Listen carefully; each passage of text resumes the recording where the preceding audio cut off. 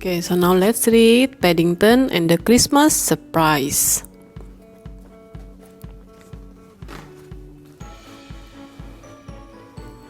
One Christmas, Paddington announced he was taking the Brown family to Barksridge store to see Santa Claus. It's very good value, he explained. Apart from meeting Mr. Claus, there's a sled ride through Winter Wonderland and you get to visit his workshop at the North Pole. We might even see where he makes his marmalade. I doubt if Santa makes his own marmalade, says Mrs. Brown, nervously, as Paddington led the way onto the escalator. It would make all the presents sticky, agreed Jonathan. Not to mention his beard, added Julie. Besides, he's much too busy. That's more than you can say for Barksridge, remarked Mr. Brown gloomingly, as he brought up the rear. There's hardly anyone here.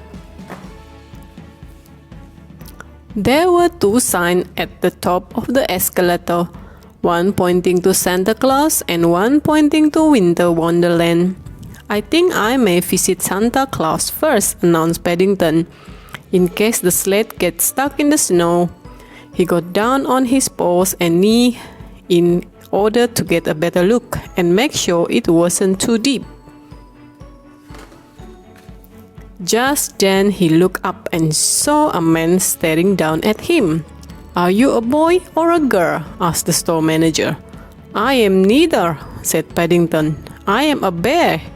"You look more like a large creepy crawly to me," said the man distastefully. "Perhaps you had better come back next year when you have made up your mind." "Come back next year?" repeated Paddington hotly. "But I have brought my Christmas list. I thought it would save the postage."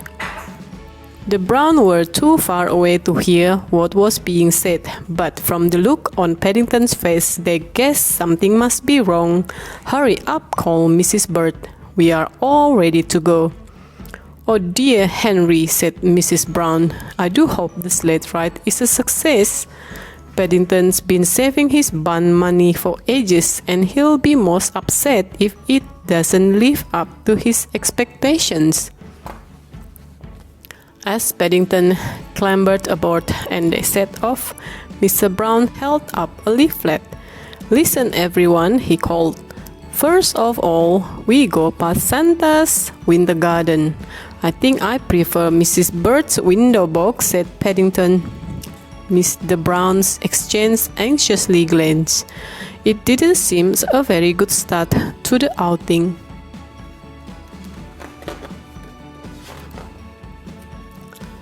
"How about this one then?" continued Mr. Brown as they turned a corner. "It's the stable where Santa keeps his reindeer." Paddington didn't say anything. From where he was sitting, it looked more like a dog kennel, and the only reindeer he could see was a plastic one that had fallen over in the show. Next, Mr. Brown pointed to a very tall tower with a flashing light at the top.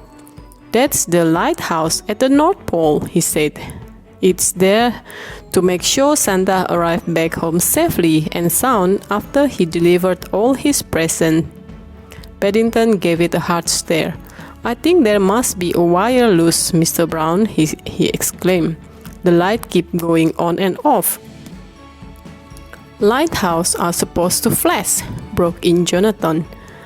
"They all send out a different signal so that people know exactly where they are." But Paddington wasn't listening. He was counting the number of buns it had taken to pay for the outing.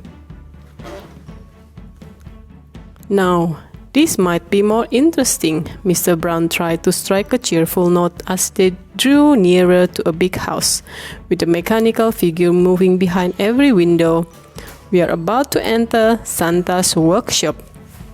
"Look at the elves," called Judy. She turned round in order to explain elf to Paddington, but as he did so, he gave a cry of alarm, for he was nowhere to be seen.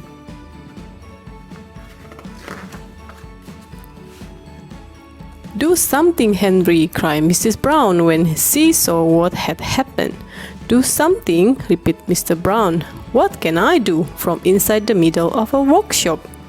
"We haven't reached the end of the tour," warned Mrs. Bird. "Paddington will be most upset if he misses any of it." Mr. Brown tried to put a brave face on things, but when they reached the end of the ride and there was still no sign of Paddington, he looked as worried as any of them. He called to one of Santa's helpers. "There's a bear fallen into your works," repeated the man. "I'll send for the manager at once." "Bear?" exclaimed the manager. "Did I hear someone say bear? If it's the one I met earlier, I'm not surprised he's missing. A troublemaker if ever I saw one. Blue duffel coat, old hat.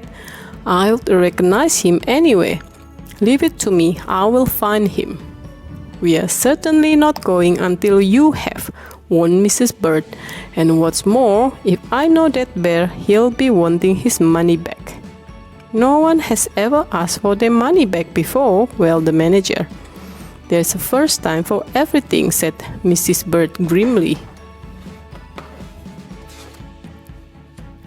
As the manager disappeared through one door, Paddington came through another. "I think I found the fault in the lighthouse, Mr. Brown," he called. "Bears are good at mending things, and—" But before he had a chance to finish, there was a loud bang from somewhere inside Santa's workshop, and all the light went out. "Where is she?" shouted the manager. "Where is he? I'll give him a present he wouldn't forget in a hurry." Mrs. Bird took a firm grip of her umbrella. "Come along, everyone," she called. "I think we have had enough wonder for one day." "Paddington certainly hit the headline," said Mr. Brown at breakfast the next morning. "Listen to this. Strange going on in London store." "One thing certain," said Mrs. Brown. "We shan't be allowed into Barkridge again in a hurry." "I don't know," broke in Jonathan. "Listen to this one. Crowd flocked to Santa's workshop. Search for mystery bear goes on." Everyone was so busy reading the newspaper that they didn't notice Mrs. Brown leave the room. He had an important telephone call to make. "Barkridge," said the manager several days later. "Wish you all a very Merry Christmas. Ever since this young bear first honored us with a visit, we had queued outside our store. It's quite like old times." He turned to Mrs. Bird. "And thank you, dear lady, for telephoning us when you did." "Perhaps I could do some more repairs for you," said Paddington hopefully. "I don't think that will be necessary," said the manager hastily. "Besides, Santa is waiting to see you after you've all had a free sled ride." It was a merry party of Browns who set off on their journey through Winterland. This time everything worked perfectly, and when they came to the end of the ride, Santa Claus was waiting to greet them. "Ho, ho, ho," he boomed. "And who have we here?" "I am a bear, Mr. Cloud," said Paddington. I comes from darkest Peru." "Well," said Santa, reaching behind his chair, "in that case I think I know just what you would like." Paddington nearly fell over backward with surprise as Santa Claus held up an enormous jar.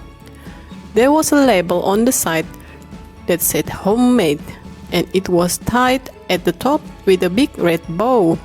"It's my favorite, Mr. Claus," he cried. "How did you guess?"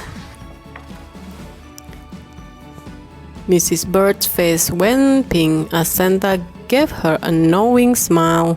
"One of the nicest things about Santa Claus," she said hastily, "is that he knows exactly what everyone wants for Christmas. That's what makes him so special. And he makes his own marmalade," said Paddington happily. "I knew he would." That's the end.